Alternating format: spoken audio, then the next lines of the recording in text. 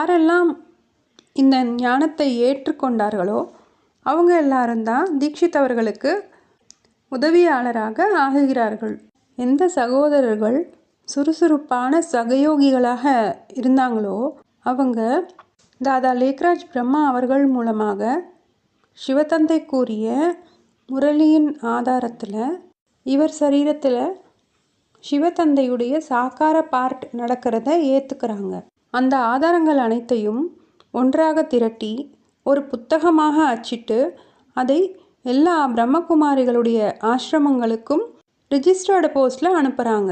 அப்படி என்ன ஆதாரத்தில் சிவத்தந்தையுடைய பாட்டு தொடர்கிறது அப்படின்னு அவங்க புரிஞ்சுக்கிட்டாங்க அப்படின்னா, பிரம்மபாபாவிற்கு பிறகு சங்கரிலும் சென்று சேவை செய்ய வேண்டியுள்ளது அப்படின்னு சிவபாபாவே சொல்லியிருக்காரு. சிவத்தந்தையுடைய சாக்கார முரளி இருக்குது பிரம்மபாபா குரலில். शिव जयंती गाई जाती है, कैसे शिव जयंती शिव कैसे आते हैं तो पता ही नहीं है एकदम। भले पता नहीं क्या क्या शिव पहाड़ बनाने रखे तो बहुत है और कुछ ऐसी कोई बात हो ही नहीं सकती है। यहाँ तो शिव बाबा के पिछाड़ी में बात तो जरूरी चाहिए। जो बाबा ने बहुत समझा है देवताओं के लिए भी कि त्रिमूर्ति दुर्मा क्यों कहते हैं। त्रिमूर्ति बड़ा तो शंकर है नहीं सबसे, क्योंकि नेक्स्ट टू बाबा ने समझा नेक्स्ट टू शिव पीछे है शंकर। क्योंकि बाबा को तो आकर के संस्कार किया उसी रूप से, उनको अपना शरीर नहीं। शंकर जिसका बहुत बात छोड़ा है वो फिर भी छोला ले लेते हैं और इसलिए उसको भगवान ही कहा जाते हैं। बाबा ने समझा था नहीं, नेक्स्ट टू है प्लेस में जैसे कि वो है, इसलिए शिव शंकर कह देते हैं।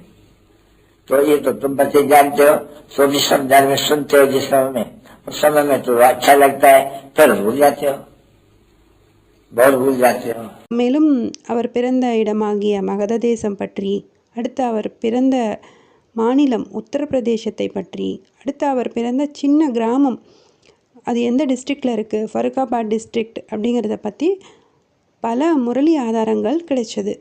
அதையெல்லாம் பேஸ் பண்ணி தான் சிவத்தந்தையுடைய பார்ட்டு சேவக்ராமிற்கு பிறகு சேவக்ராமுடைய மறுபிறவியாகிய வீரேந்திர தேவ் தீக்ஷித் அவர்கள் மூலமாக தொடர்கிறது. பிரம்மா பாபாவிற்கு பிறகு அடுத்த சாக்கார ரதம் இவர் தான் அப்படிங்கிறத அவங்க புரிஞ்சிக்கிறாங்க, ஏற்றுக்கிறாங்க. இந்த முரளி ஆதாரங்கள் எல்லாம் நம்ம அடுத்த பகுதியில் விரிவாக பார்க்கலாம்.